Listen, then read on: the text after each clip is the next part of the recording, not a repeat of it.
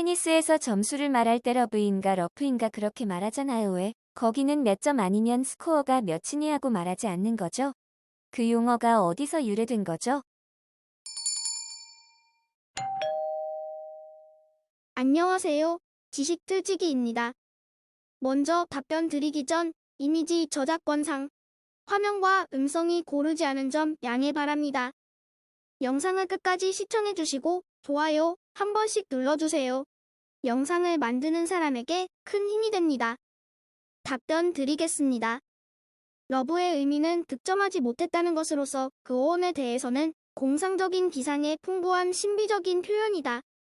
프랑스어의 로브로 달걀의 의미에서 전래된 것 같이 생각된다. 크리켓으로서 득점이 없는 경우는 덕스 에그라고 부르고 있었다.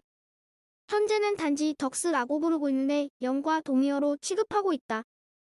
그러나 러브라는 말은 차라리 돈을 위해서도 사랑을 위해서도 아니다. 또는 이라고 하는 트루 러브를 제로와 동의어로서 해석하는 편이 가장 테니스 분위기에 적합하다고 생각된다. 왜 테니스에서는 1포인트가 15점이 되는 걸까? 테니스의 점수 계산만큼 불가사의한 것도 드물다. 0점은 러브라고 하고 1포인트를 올리면 15, 2포인터면 30, 그리고 1포인트를 뒀다면 게임이 끝난다. 점수가 올라가는데 규칙성 높고 점수 자체도 꽤 고득이다. 게다가 러브라는 표현도 우습다. 처음 접하는 사람들은 이상하게 생각하게 되고 익숙한 사람들은 으레 그런 것이려니 하고 넘기기 쉽다. 이 수수께끼를 해명하기 위해선 테니스의 역사를 알지 않으면 안 된다. 테니스의 기원은 약 5,000년 전 이집트에서 행해졌던 티니스라고 하는 게임에서 발달했다고 하는 이집트 기원설과 고대 그리스의 구기가 그 원형이라고 하는 설을 비롯해 로마 제국설, 동로마 제국설, 페르시아설 등 여러 가지가 있고 지금도 이론이 분분하다.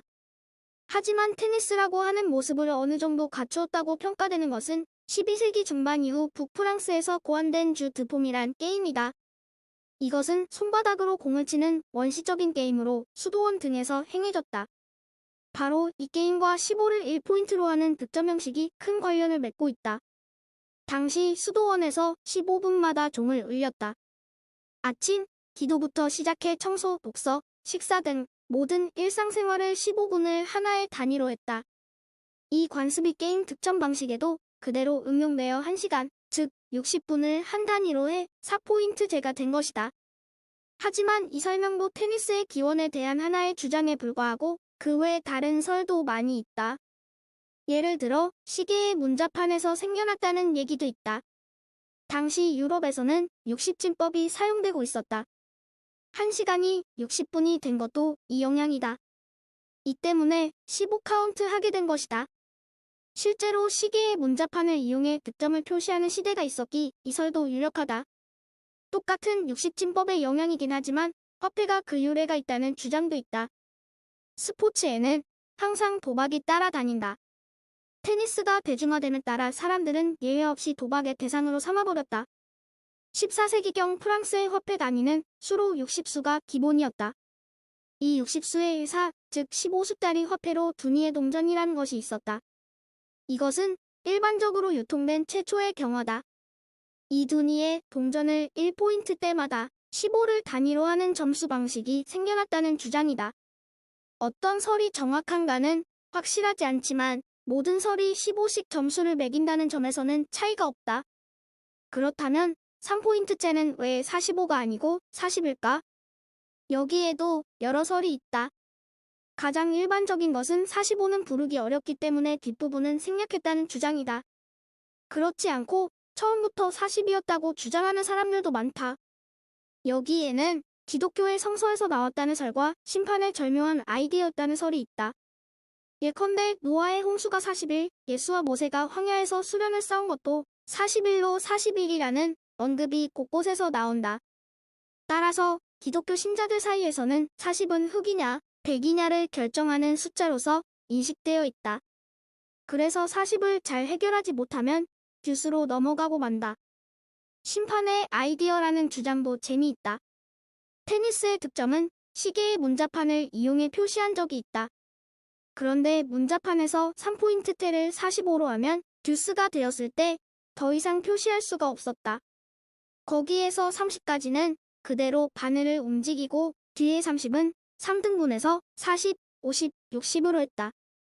듀스에서는 시계의 긴 바늘과 짧은 바늘을 40에 겹쳐놓고 50으로 어드밴티지, 60으로 게임 오버를 표시했다. 만약 다시 듀스가 되면 40으로 되돌아온다. 확실히 기발한 아이디어다. 그러면 처음에 포인트 0을 러브라고 부르는 것에 대해 알아보자. 먼저 상대방에 대한 배려라는 설이다.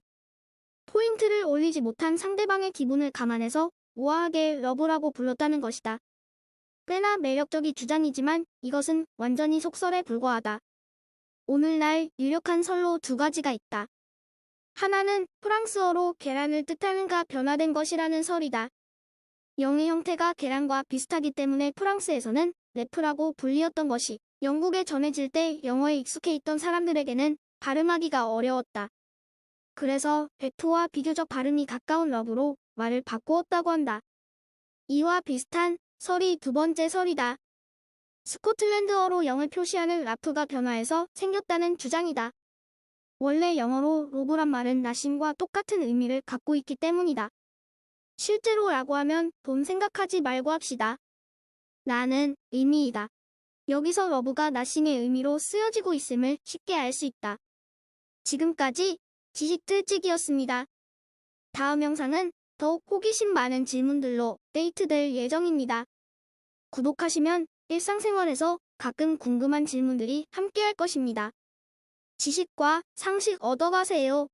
감사합니다.